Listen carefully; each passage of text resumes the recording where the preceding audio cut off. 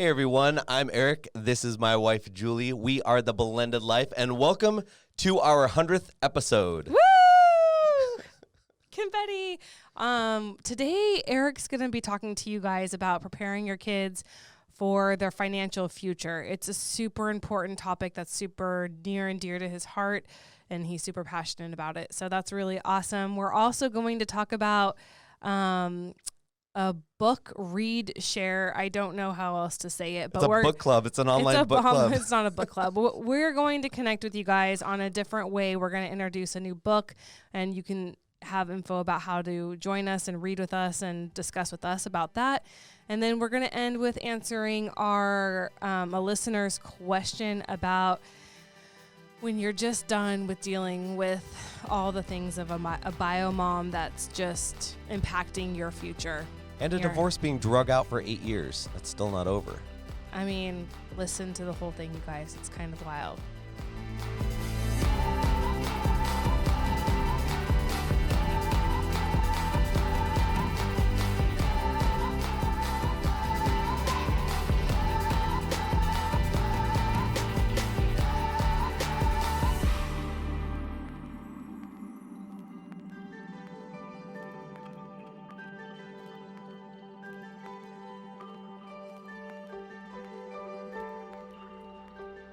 All right, you guys, welcome back to another episode of Blended Life.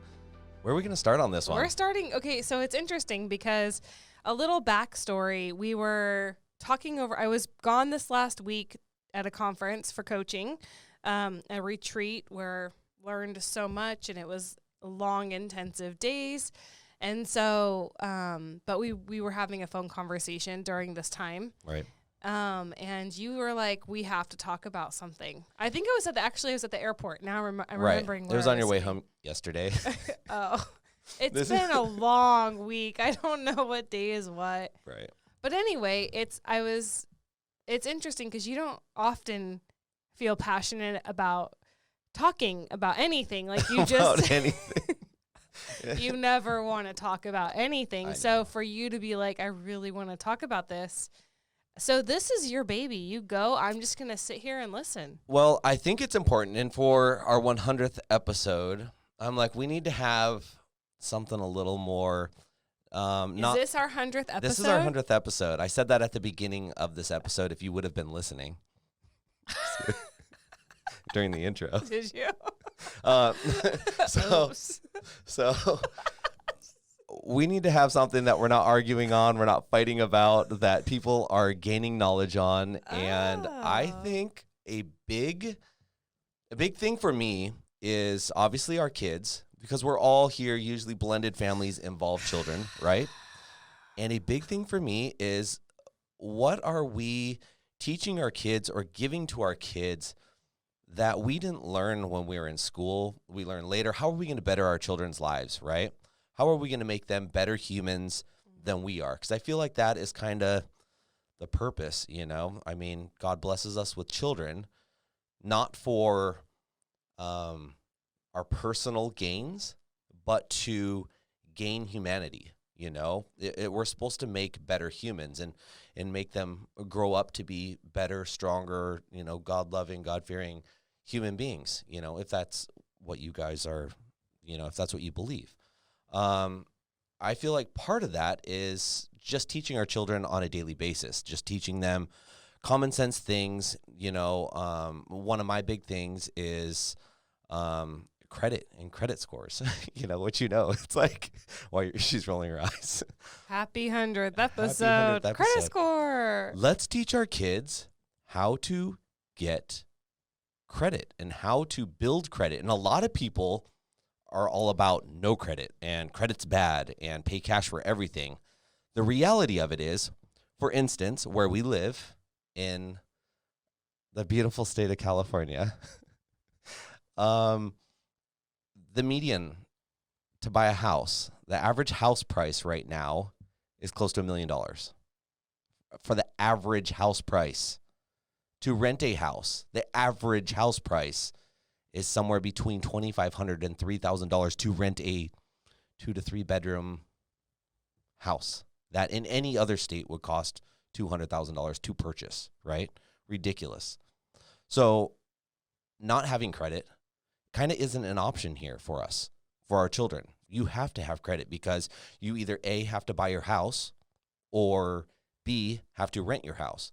Well, you have to have good credit to buy a house, right? Mm-hmm. And you have to have good credit to rent a house. Mm-hmm. So why are we going to let our children fail when it comes to stuff like this? As our kids are going to have to live, and our ultimate goal is to get our kids out of the house, right? Mm-hmm. Somewhere around the age of 18, Mm-hmm. right? Mm-hmm. So I'm like, let's teach our kids and our listeners how to build our kids' credits before they ever turn 18. That way, when they graduate high school and on their 18th birthday, here's the best gift I could give you. You have a 700 plus credit score. Okay, so that is super useful. Right. So why don't you tell our listeners how they can help their children have good credit scores? So one of the ways that I have discovered to help kids get credit scores is by putting our children on a credit card as an authorized user, and by doing that. What age can you do that at? So at 13 years old, you can add, not all credit cards, but at 13 years old, you can add an authorized user onto your credit card. Mm-hmm. Now, what people are probably also going, there's no way I'm giving my kid authorized use or authorized access to my credit card, right? I mean, do you want your kids having access? No. Right. So the neat thing about this, and this is up to us, people, this is our responsibility to build credit for our kids. So if you're terrible at credit, or you're just like, I don't know where to go with credit, I mean, we can talk about that stuff more later. So if you guys are like, I want to know more about credit, I mean, it's a little bit away from our blended family thing, our blended family situation, but that's something we can talk about because it is like a game to me. Like I learned probably later in life than I should. Tell them what app you use. Why not just say what you do? Well, I use Credit Karma, which is it's a very generic app. It's very easy to use. We don't get any kickbacks or paid. This is not. No. We get paid by no one. No, but basically, Also. basically, Credit Karma is just a very easy, simple way to keep an eye on your credit score. Mm-hmm. It doesn't really help you the way Credit Karma works because you don't pay it doesn't help me at all. It doesn't help. Well, why doesn't it help you? It can't recognize me. I've had too many last names. You think that I'm kidding, but I'm really not. I put in my social and it's like it blew up. Explodes. The app exploded and No. they're like, you do not exist. Right. So one of the first things that I discovered, because I'm always like, what's the catch here? How are they making money off of me? Like, what's going on? Yeah. Like, is this a scam? Right. Everything today in this day and age is a scam, right? Doesn't it feel like everything is? Yeah. So what I have discovered about them, from what I can see looking from the outside in, is that they work with lenders. Credit Karma works with lenders. They work with credit companies, and they offer you better deals. And it's always like, what can we do to help you? You're pre-approved. You're pre-qualified, which no big deal. It's not a lot of spam. It's not overlooking, and it's basically just a window looking in. It's not actually affecting your credit score, which is great. So I can see if I make a big change on my credit card, or on my credit, if I apply for something, I can see where I'm at. If I have ever missed a payment, if I am behind on something, how many payments I've had, how long my credit history is. It gives you a whole breakdown of all of this stuff, and it's real easy to watch. And then obviously your credit card or your credit score, everyone's seen it, looks like a little dial, and it tells you where you're at. So what that has done over the years is showed me where I am and where I'm at and what I could fix and where I could be to end up with a perfect credit score. And it's awesome because if you guys like a challenge, and whether you have great credit right now or not, if you like a challenge, there's always something you can do to make your credit better, until you're at 830 or 8. Trying to remember what perfect is right now. I know. Is it 860? 860, I think. Is it? I'm at 830. It's 860. Yeah. I know. He plays I'm the excited. credit. He plays the credit game well and is always checking it and watching it. Right. But you didn't used to be like No, that. I So did- what made you? I'm just curious, and I'm sure our listeners are like, dude. Yeah. Dude. So why credit? When did that shift for you? Why did you need to be so vigilant about it? So credit really shifted for me after my divorce. Mm-hmm. And I knew about credit before, but I wasn't good at it. I never learned. I actually teach I'm going to say my mom. I'm not going to say my parents because I will offend my dad if I say. I teach my mom a lot of stuff about credit. Still called your dad out. Love that. Uh-oh. Blocked it out. Still calling dad out. No, my parents have learned a lot over the years and are good. My parents have great credit, but it's not something that they taught me as a kid growing up that would have been very, very useful, especially before. Are you tired? I'm gonna switch to your camera to show everyone your yawning skills. I'm sorry. She's been away at a retreat for a week now, and she is just now back. So it's been like sun up to midnight. I don't know. I'm exhausted. All right, we're digressing. Back to me. Okay, so I like it. So, That's perfect. So it's something I didn't learn. Your parents didn't teach you. You are now teaching your parents, but you don't teach this. You don't teach the stuff. They don't teach the stuff to us in school. Which credit they scores, should, right? Which Like they balance a checkbook, all the basics, credit, how to get a car payment, how to finance a home. You know what it takes. Down payments on what things. It takes to finance a home. That's what right. that looks or like. a car. Yeah. You want a car. How does that? How do you put a car on insurance? Right. We just went through this. Basics. Basics. Yep. Basics. They should teach. Or us they in should be school. basics, right? Right. So my thought is. Wait. Go back. Uh-oh. So you got divorced. Why credit then now? Or why did you decide at your Because- divorce it was time to pay attention to your credit? Because during a divorce, which I'm sure a lot of you know, Mhm. credit can get destroyed. Credit card goes with Debts and this things like person. that. It doesn't get paid with this person. It's all of a sudden your credit is upside down because no one wants to take responsibility. And Some also, people, in divorce, you're now having to look for a new place to live. You're trying to buy things. You're trying to get a credit card, maybe. yeah, And your interest rates are through the roof because you have a bad credit score. right. Yeah, or not so good one. Yeah. So if this is you, if you're in this place before we go any further, and this is you, and you're like, man, my credit is absolutely screwed, shoot us an email. And I don't need to know specifics or like intimate details or social security number. I don't need to know anything weird like that. No personal But information, I don't need people. personal information, but there's a good chance I can help you figure out how to get your credit back in line and where to start. Now, everyone know, quick little disclaimer, I am not a professional. This is not what I do for a living. You're just having a heart to help people right now. I'm just trying to help people, Yeah. and I know a lot about this. I'm very passionate about this, and I'm like, maybe I need to put a big credit karma sign on me. yeah. And then you'll be like, oh, shit, look at that. Look at that. Didn't make it through the episode, you guys. Oh. It was a little one, but you didn't make it. Sorry. You fail. It was a poll. Not It was a poll. Not if I was going You want me to play some this- music then? You can just start dancing? Anyways. Yes. So I'm like, let's get our kids Right. lined up for credit because this is something that most of us haven't learned as young children. Some parents might have taught you, but if they did, awesome. So one way to do that, like you said, add your children to your credit card as an authorized user. Yes. But you don't want them to have a $100,000 credit card. No. So what? So what I did is I have a very small credit card with a $1,500 limit, and I put my 14-year-old son. Can you do a limit on that card? No, but what you can do is don't put them on as a partner. Put them on as an authorized user. There's two different ways. If you have a partner, meaning a business partner, a relationship partner, that you just want them to have full access, they can have literally access to change PIN numbers, transfer money. You know what I mean? It's basically, they become an equal to you. An extension An of you. extension of you. Don't put your kids there. Just don't do it. If you put them on as an authorized user, you can now freeze a credit card.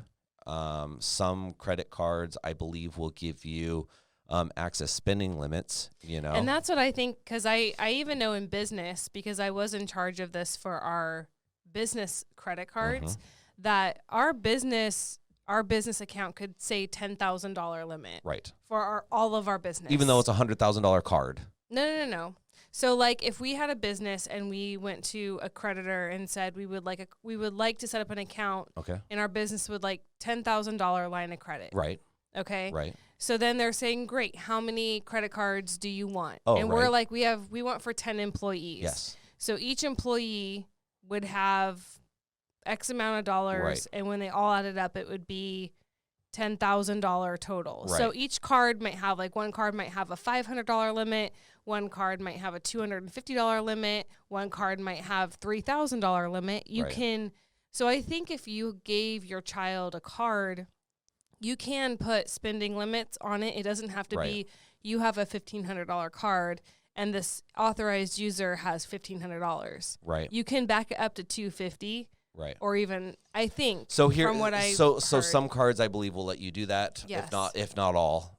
But what I suggest doing is having this talk with your kids, like I did with my son before I gave him access to this. It's like, look, just because you have X amount on a credit card, which he's not going to have in his possession, I'm going to have the credit card with his name on it in my possession. What I'm going to do with this credit card is he wants to go get lunch.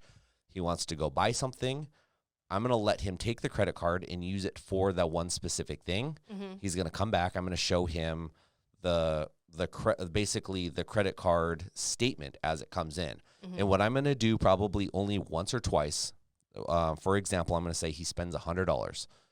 I'm going to let him spend the $100, and rather than paying it off right away, which is my intent, to keep the credit card low, I'm going to let the credit card not go to where it's overdue, but I'm going to let it go to when I need to pay it.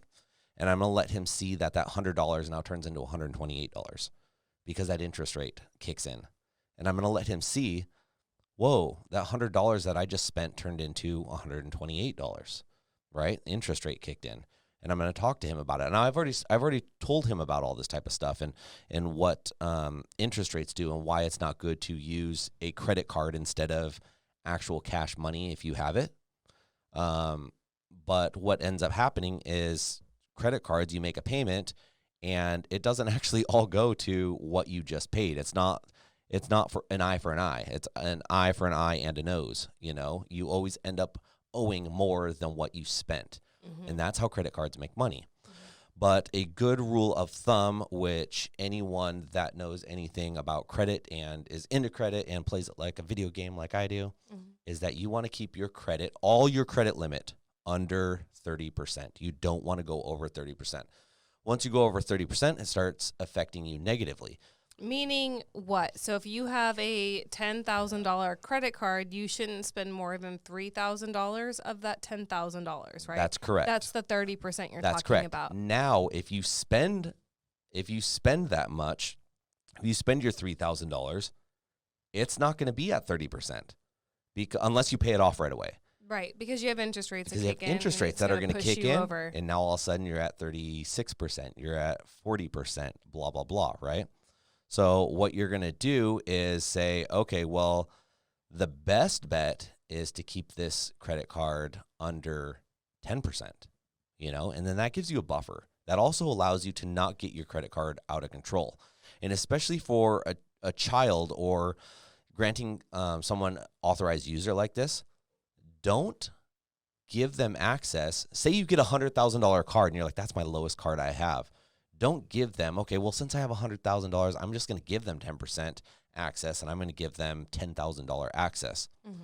Unless it's no problem for you to pay off $10,000 that same month. Because can I be your child if that's you? Adopt me, add me as your authorized user. She will screw up your credit immediately. No, Actually, I will be a credit. really great child. Yeah. For you. Adopt me. So my advice is give your kid a credit card, let them use it here and there, and make them a part of the process. Show them the process, but show them the statements. Show me the money. Oh, yeah. Yes. My intent with this is I've got this credit card. I'm just going to show you what the start to finish looks like for me. I've got this credit card. It's got a $1,500 limit. I added my son as an authorized user. I'm keeping the credit card in my name. My son wants to go. You're keeping the credit card in your Or possession? in my possession, sorry, thank you. My son wants to go get lunch. I'm going to be like, okay, you haven't used your credit card in a long time. And here's the other thing. You want your credit card used every so often, but you want the balance paid off. So I'm going to give him the credit card that's in his name. He's going to come down to the beautiful village where you work, and he's going to buy lunch with his buddies. And about a week from now, it'll show up within a couple days, but about a week from now, we're going to go online. We're going to pull up the app, either on the computer or on my phone, and I'm going to be like, look, here's your lunch. This is what you owe. We're going to pay this now. And we're basically going to take we're going to call it $20 for lunch, and we're going to pay it off in full. Boom. Done, said, clear. I'm not going to just leave it at that, though. Over the next few days, over the next few weeks, I'm going to have him check it. We're going to check this thing together, and we're going to make sure that there were no hidden costs. There were hidden fees, because sometimes there'll be an annual fee that'll pop up for $11, for $10. We're just going to keep an eye on it, right? It's going to become a habit. Even though we're not watching this thing grow or do anything, we're just going to make sure that this thing always has a zero balance, except for when we know that we spent it. And we're going to do this once a month. If we don't do it once a month, we do it once every other month, not a problem. If we do it twice a month, not a problem. We're just going to pay this thing off all the time. And what this is going to do is this is going to establish credit history. It's going to start growing life of your credit, because in order to be able to get to an 800 credit score, I believe, someone might be able to prove me wrong another way, you need to have approximately 4 to 7 years of credit history. And usually it's not just through one credit card. This one credit card is going to allow him to get up to about a 700, or over a 700. But in order to build it past that, you need length of history, because that's a big indication. That's a big factor, is your credit history length, how long you've had it for. And now, once you've added a new thing, it takes the median. So I say I've had credit for 10 years, and then all of a sudden I go and I get a new loan. This is the only loan I've ever had for 10 years. I go get a new loan. Boom, it's going to cut that thing in half. It's going to all of a sudden go, okay, I have 5 years of history. It takes the average of how long you've had credit for. So once you've built credit longer and longer, there's going to be a lot of diversity in times there. And it just eventually, 20 years from now, it's no big deal. You're not thinking about it, But we want our kids to start establishing credit history right now, and this be a good thing. So some people are asking, why build your kids' credit history? Why work on that at all? And not only for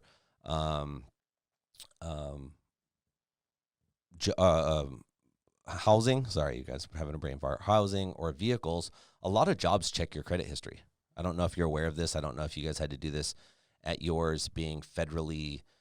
Okay, so for instance, when I go out and have worked at the nuclear power plant, I have to have a credit history ran.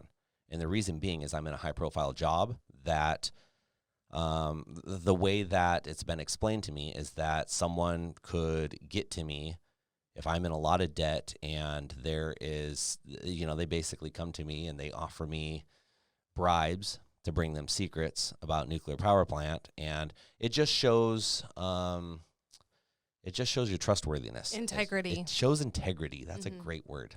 Yes. It does. So that's one thing. The other thing is, for us, 4 kids, do we want to go co-sign for 4 children on 4 cars and hope that all 4 kids make car payments? So when the kids turn 18, they can go buy their own vehicles as long as they can afford it. And mom and dad, you and I aren't paying for this. We're not co-signing for it. Our kids walk out of high school or college or wherever we start them a few years later, and they've got a perfect credit score to start fresh. And why is credit such a catch-22? That's a whole nother discussion, but doesn't it feel like when you wanted to build credit, you couldn't? You're like, where do I start? And I'm sure, I don't know this for a fact, but knowing your parents, knowing your mom, she probably did something like this for you, because your mom's a credit guru also. Yeah, yes, my mom's a financial whiz. Yeah. as it I were. love it. So yeah, I mean, and this is something that it's not a credit thing, although I think it plays into it, but having your kids be able to go get their own bank accounts or their own savings account, because another thing that, say you have a job, like credit's great, but to get a home loan, they want to see money in the bank. So they don't really care about, I mean, credit is important, but also like they want to see that you've had a savings account that is mature, established, but then mature. So that is another thing when you're talking about setting your kids up for financial success. The credit thing, absolutely, but also making sure they have a bank account that at least a savings account when they're little, because you can be on it with them. I think you have to be. Yeah, you can. But And also taking that one step further is putting them on a credit union bank account. Credit unions tend to play more favorably with lenders and in the grand scheme of things. Yeah. So if you're part of a credit union or you have one nearby, you know, and you're just saving money for them. And it's a bummer because it takes money to make money. And I mean, and that's how credit is too. It takes money to make credit. You know, you have to spend money. You have to use your credit card in order to build credit. Yes. You have to play the game. You have to have loans. You have to. Yes. You have to use credit to have credit. Yes. Yeah. So dump money into a credit union. Start your kids. Yeah.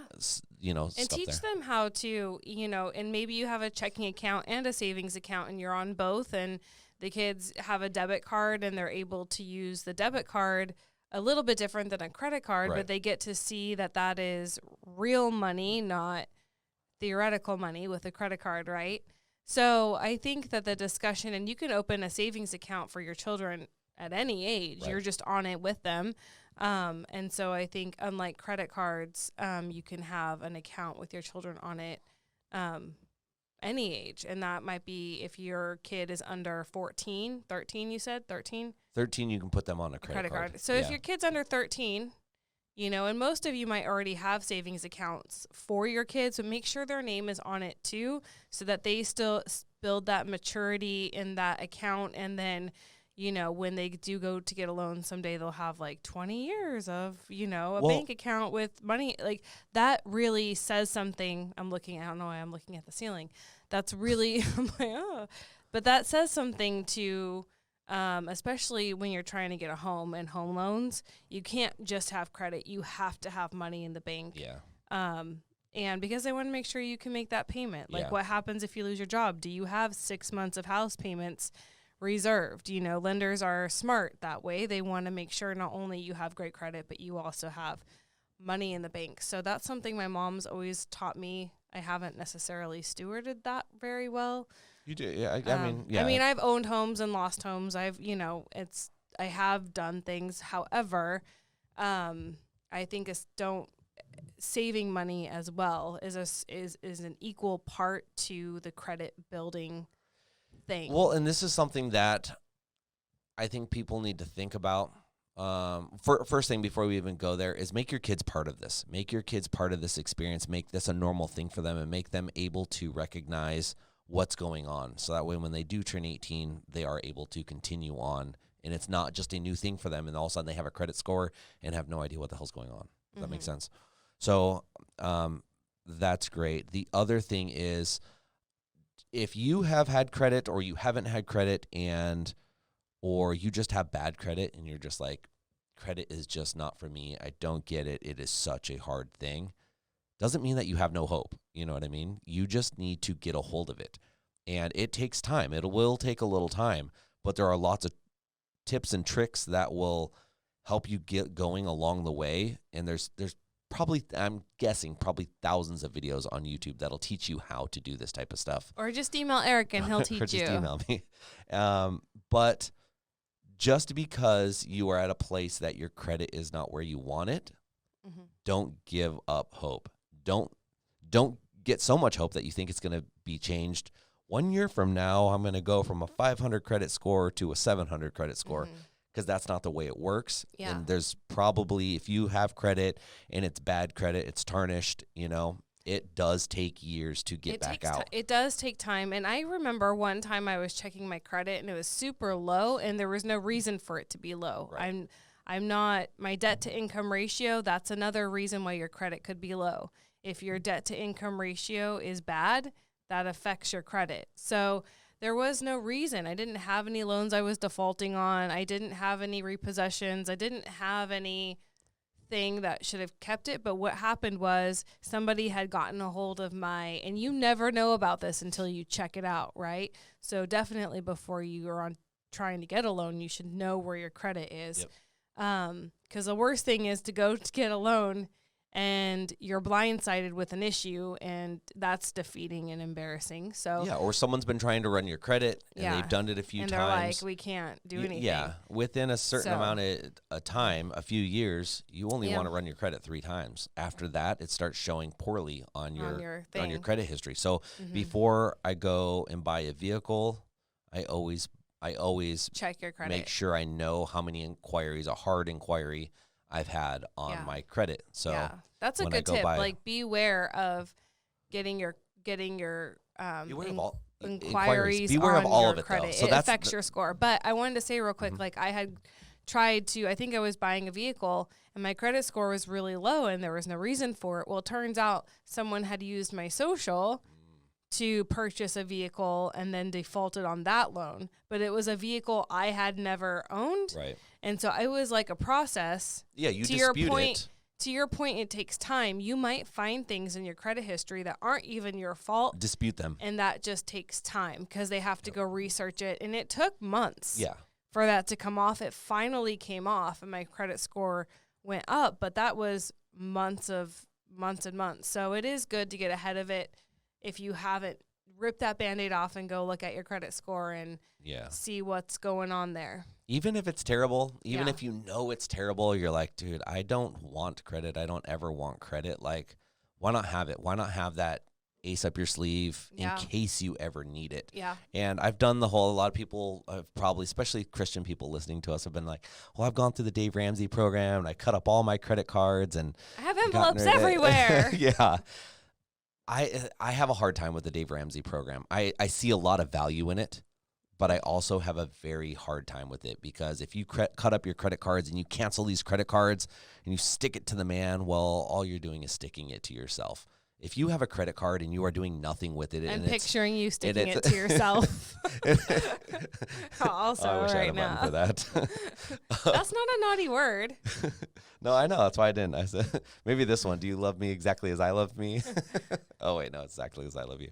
Yeah. But no, getting rid of your credit cards, paying them off, signing out of them, basically being done with them only gets rid of your credit history.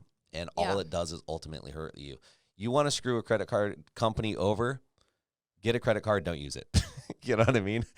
Buy a $1 pack of gum and pay it off. And that ultimately is not their goal. They want you to get this credit card, run it up, pay interest.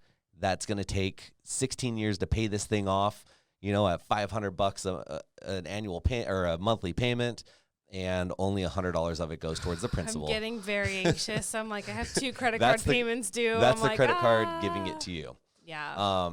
No, but I feel like whether you use your credit cards or not, whether you have a credit card, that you are using full time or not, like just have credit. Yeah. And whether you use it or not, just have it. And I feel like our kids should have it, but they should also learn to have it responsibly. And that is where... Don't make them learn that for themselves on their own because they are their own worst teachers. Yeah. Having a mentor, a financial advisor, as we're adults, we have that. But you can be your child's financial mentor and advisor. And, there's no greater way to learn than to teach. So as you're teaching your children these basic skills, or maybe you're learning these skills for the first time yourself as you're teaching your children, it will probably shift your financial game too in a positive direction. For sure. Yeah, you'll be, I have to walk what I talk, and open up some discussions in your home, but all great, right? We want everyone to have great credit and be financially secure. So it's definitely an opportunity you have to set your children up without having to hand them money, right? Yeah. You're actually giving them a better gift than just handing them money. You're teaching them how to be responsible so that they're not blowing everything they make and not able to buy a house and not save, you can actually show them and have the skill. It's super important. I believe so. And you know, just having the conversation with your kids, you know, is just it's just such a good thing, you know. And like I said at the beginning of this, inflation has gone up so much. I mean, where we live, there's no way our kids are getting into any type of housing without credit. Oh, and whether they own Both. or rent. If not, they're living at home. Yeah. Vehicle prices, used vehicle prices are outrageous. But if you want to go buy a brand new vehicle, unless I'm trying to think of anything, vehicle prices aren't, I mean, just in our lifetime have gone up so astronomically. But you want to go buy a modern, just normal, everyday vehicle, Yeah. you know, people are going to spend $20,000 to $30,000. Well, going and paying cash for that, most people don't have that. And why are you going to go spend your whole load on one vehicle and then not have a nest egg to basically have a backup? If something happens, you get sick, you get COVID, because that's the hot thing right now. You know, everyone's getting sick from the stuff and can't work or whatever. You want to be able to have a payment, so or your payments made. So interest rates are low on everything. Why not use OPM, other people's money? Why not use other people's money and keep yourself in a safe space? Right. You know what I mean? And then you do get sick and you're like, dang it, I can't make this car payment. Then take that nest egg and pay it all off, and then boom, you owe it out and clear. You know, or something comes up, you lose your job, boom, pay it out. You know, at least I'm free and clear. Okay, I ran away from it, but you know, hanging on. It's not like, I think when my parents bought their first house, if I remember correctly, interest rates for their first house was like 26%. It was something ridiculous. Now imagine paying 26% on $1 million home these days, because in our area, that's almost what the median home is. 26%. Think of how much in interest that is. I mean, do quick math, you know? That's a lot of freaking money. You're paying $250,000 in interest alone, you know? But now interest rates are down at an all-time low, you know, and under 3%, you know, for most people that qualify. Which isn't that much money. So why, if you got $1 million sitting in the bank, why are you going to go drop $1 million to buy your home when you can, you know, take part of the money, use that as a down payment, get yourself real comfortably, and then invest in other things, right?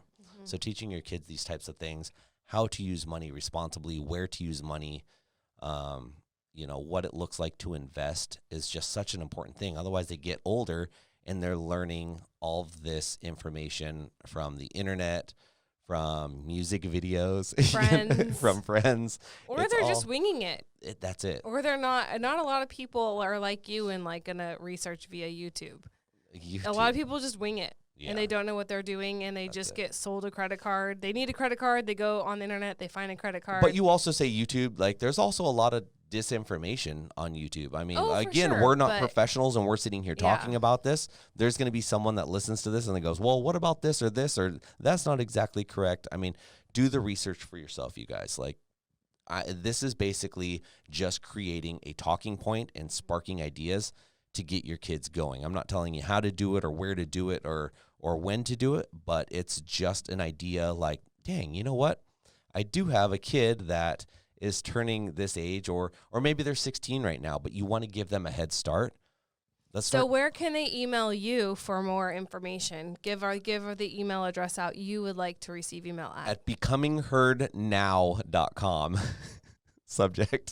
.com is not a email address, so okay, tech boy. No, seriously, like, don't go there to email me or him. That's her website address.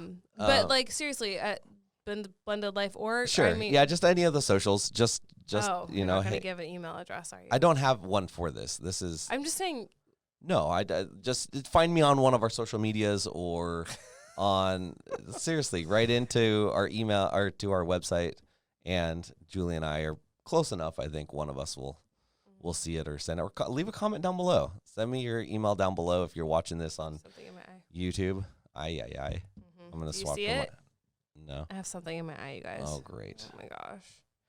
Anyway, okay. Well, we have something exciting to talk to you guys about. So, we're not new to bringing material forth that people have written, and this is a book situation. So I am going to open up, and I don't know if Eric's going to read it or not, but I will be reading. There's a book by Laurie Short called Grace-Filled Step Parenting. So Grace-Filled Step Parenting. And what I'm going to do with this book, so this book, just kidding. You're focused. Anyways. Sorry. Okay, so this book we are going to read together. So starting September 1st, anybody who has purchased this book and wants to do this read share with us will be reading 2 chapters a week for 5 weeks. There's 10 chapters total. And we'll be discussing it on live. So I'll be going live on Instagram, maybe Facebook, I haven't decided, but we will be discussing each week what we've read. You'll be able to type in questions or give your insight, and we'll just open up discussions with it. I might invite you guys into the live feed and share the camera with you guys, and so we can have a discussion around this book. Again, it's Grace-Filled Step Parenting by Laurie Short. And I'm super, super excited. At the end of the 5 weeks, I'm hoping to have her come on air live and answer your questions. So as you read this book, and we're going to discuss it each week, you're going to also submit questions that you would like to have Laurie address as we read. And she'll be here. Hopefully this works out. She'll be here at the end of the 5 weeks to answer your questions, so you can put a face and a personality to the woman behind this book. Now, it is a faith-based book, so know that too before you go forth and get this. If that's not something you're going to enjoy, don't go forward with it. It is $9.99 right now on Amazon. I just checked. We'll provide links on, you can go to our YouTube channel. There'll be a link to buy there. We'll put a link up in our Instagram page, so click and buy it. You have until September 1st to get your hands on it. It's very, very reasonable. And basically, Laurie provides practical and spiritual advice to help you fully embrace and succeed in your role as a step parent. It's going to be very encouraging. You're going to feel less alone. So go out, get this book. We're going to do a read along together, which I hope you guys love. And then also, I've had a lot of you guys reach out about coaching.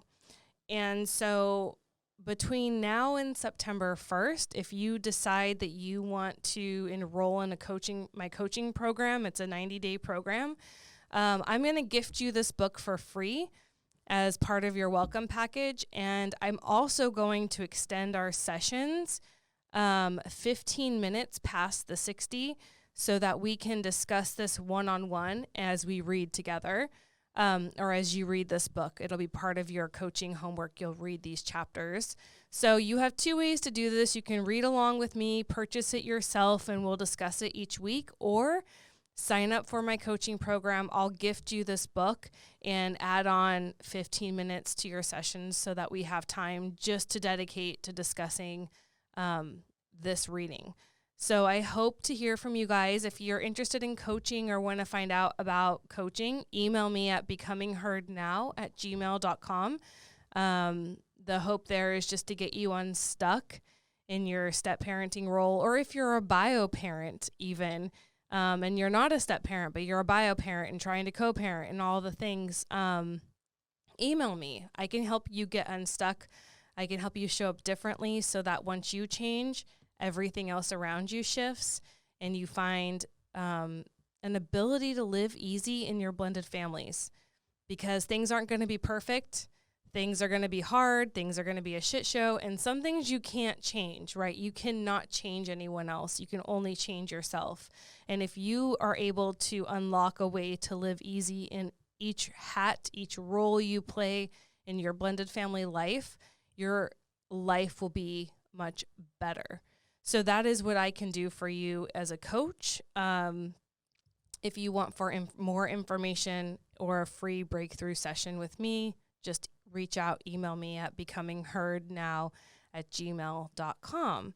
So we're going to talk about this book a little bit each week. So you have until September 1st to get it. We'll provide links for you, all that good stuff. Do we have time to take a question or no? I think so. We do? Okay. Got a few minutes. Okay, so we have a listener question. And so I'm just going to read it and we'll jump right in. Okay. I have been with my boyfriend and his 3 kids for 8 years. I have a daughter and we've all been surviving the blended life. In these years, BioMom has been a mess and I have tried to help them with a divorce, but nope, papers are in the cabinet and have to be redone after so long. I mean, 8 years and the kids are attached and I am too. So basically, she's with her boyfriend. The divorce is still not final. She's been in this situation for 8 years. The kids and her are now attached to each other during this time. They say you have to have patience when you're in these blended family things, but it's a lack of money and responsibility when it comes to the bio mom and bio dad. We've been trying to save for a home, and every time we try, save for a home, see? Every time we try, it's like something happens, such as bio mom gets her car repossessed because she didn't want to make payments, and now his credit is more messed up because they're still attached. Yep. And this is a good question for today. This is like a very par for the course, like how this type of stuff happens. Okay. So now his credit is more messed up, and I am just waiting for the divorce to be filed so we can make some necessary moves for our family. So today I get told that the bio mom is pregnant. She is 42 and has been dating a boyfriend for 6 months. They moved in after 3 months, and they live in a 2-bedroom rental that doesn't give her kids their own room. She claims bio mom claims she's broke all the time and has a daughter who holds on to has her daughter watch everything in the siblings. Sorry, this is like a stream of consciousness. So basically there are so many things that has happened because of bio mom that I feel like sometimes I just want to run because I deserve so much more than this burden. I mean, 8 years and we are being safe and having no kids because it would just complicate things and not be fair to the other kids, because it's the right thing to do, because babies take money and all your time and all your energy. I'm so sick of being connected to such a selfish bio mom. I have no idea what to do because no matter what, this will affect my life. Yeah. Well, the thing is, regardless, I think we talked about this a couple weeks ago. The grass is always greener on the other side, right? She's going to jump ship on this one, if she does, and then go to another one, and the chances are that one's going to have its complications. If she's with this guy right now for a reason, she's stuck it out for 8 years, and she loves this guy, well, just keep pushing through, because you're going to have problems anywhere you go, right? Oh, for sure. I mean, you might find the perfect unicorn situation, but chances are you're going to meet someone else and you're going to start this whole thing all over. So it's true. So you're just saying wait it out. I'm like, at this point, yeah, maybe help him find the paperwork and get the ball rolling, because 8 years is a long time. I mean, my divorce took for freaking ever. Years. But you had filed papers, right? We had filed papers, and it was like, I forget why it was held up for so long. But it was stupid. It took long, but not even half the amount of time this is taking. Like, someone needs to sever the ties here.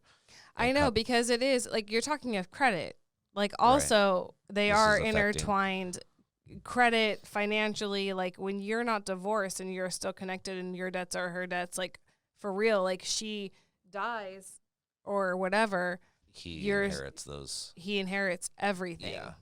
And obviously she's moved on. Obviously he's moved on. You know, it's like, let's make this real and move on, right? Hopefully, and hopefully that's what they can do.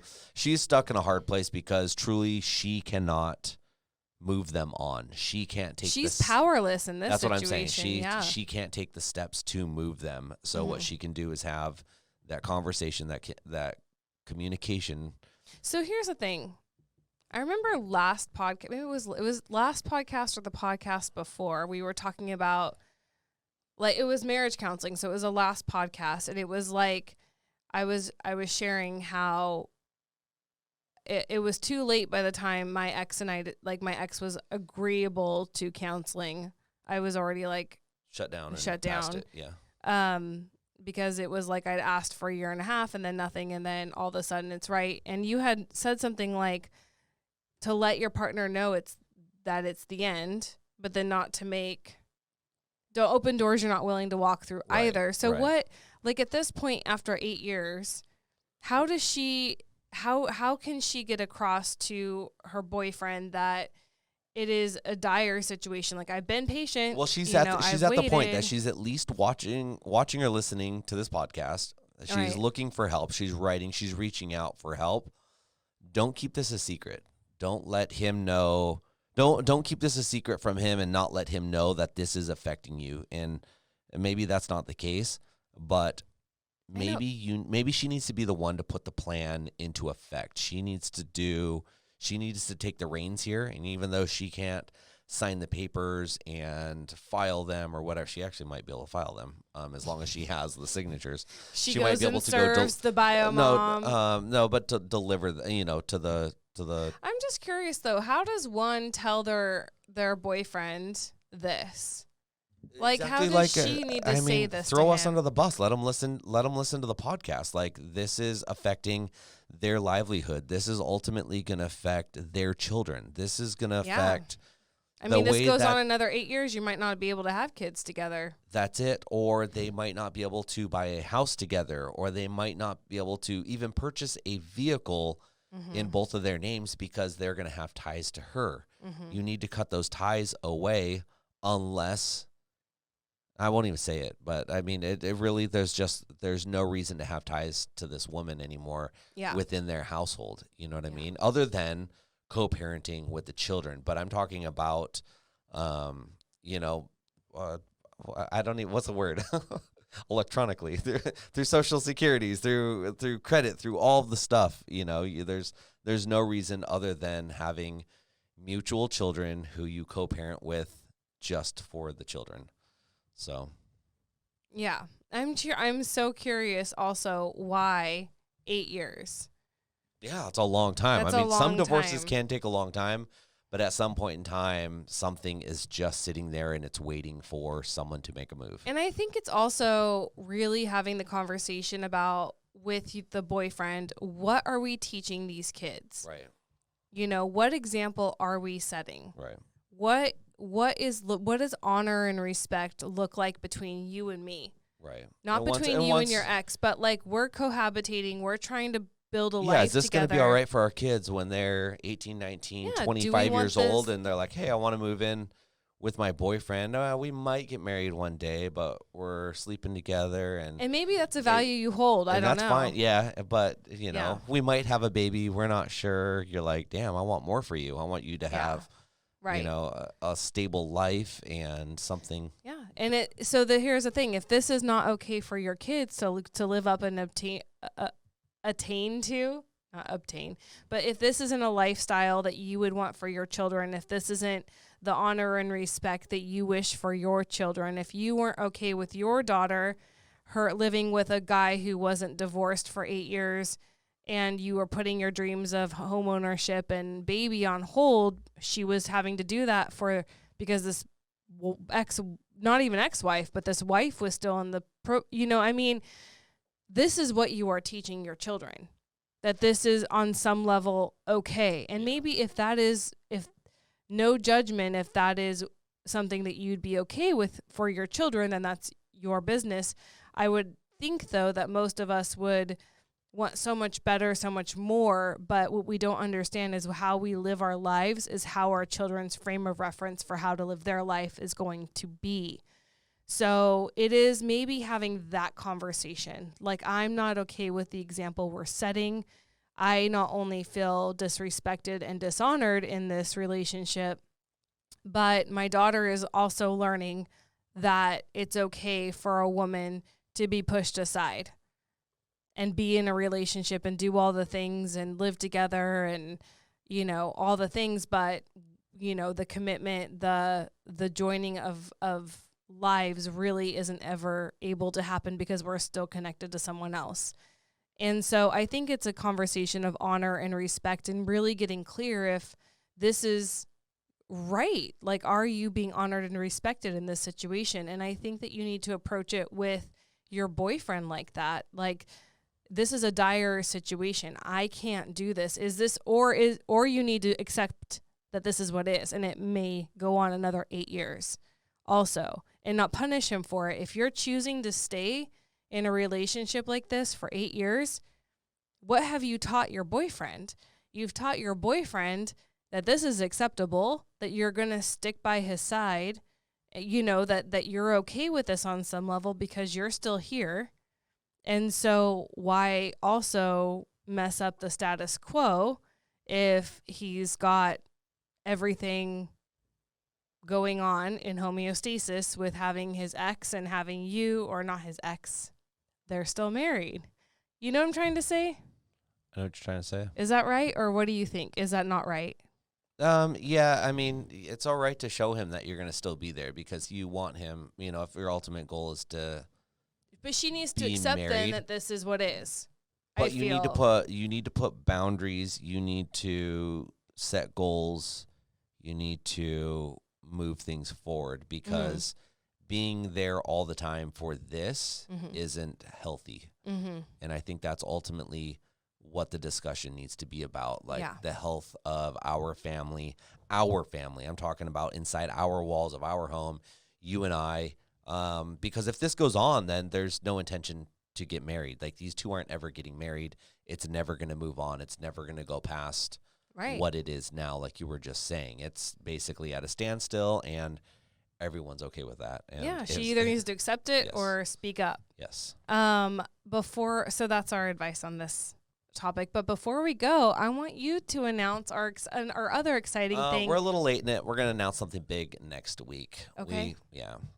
A big announcement next week? Big announcement next week. Okay. You're going to announce it? I'll announce it next week. Yay! So, all right, you guys. Join us next week. Another big announcement. Join us next week. Thanks for joining us this week for our 100th podcast. A little bit different one than normal, but so good. You're so wise. I don't know about all that. When I first, I know we're going over, but when I first met you, I never would have thought you would have been passionate about your credit score. What you think I'd be passionate about? Legos and Play-Doh? Me, but that didn't happen. Just kidding. No, but it's been really, like, to see this responsible side of you is actually very manly. So and it's very attractive. When I met you, I wasn't very responsible. No, I just keep calling her out, you guys. That's fine. But love, I just am saying, like, watching you really own this part of your life is a very adult, mature, wonderful thing. And you make me think, and you challenge me a lot on this stuff. And I never thought about things the way you think about things, and it's very inspiring, and I'm very challenged by it. And it's such a wonderful thing that you want the kids to be able to have this gift because you see it as a gift, and it's only going to better their lives. So thank you. I guess I want to say thank you for being a leader in our family like that, because that's a really wonderful thing. And I hope that a lot of our listeners appreciate you for that. I do. So thank you for bringing that forward. Well, thank you. And thank you guys for listening to our 100th podcast and watching us. And if you are watching us, don't forget to subscribe, leave a thumbs up, ring that bell to know when we do release new episodes. But if you guys are listening to us on a podcast station, subscribe to us on there, and you'll get notified. We try to release once a week, and we're pretty good about it. We don't have an exact time, but Sundays. Right now, it's like a Sunday, Monday. Yeah, you wake up Monday morning, and it's just there. It's like podcast Santa Claus Monday morning. Are you Santa Claus? Not really, but anyways, you guys, thanks for being with us, and we will see you next week. Bye. Bye.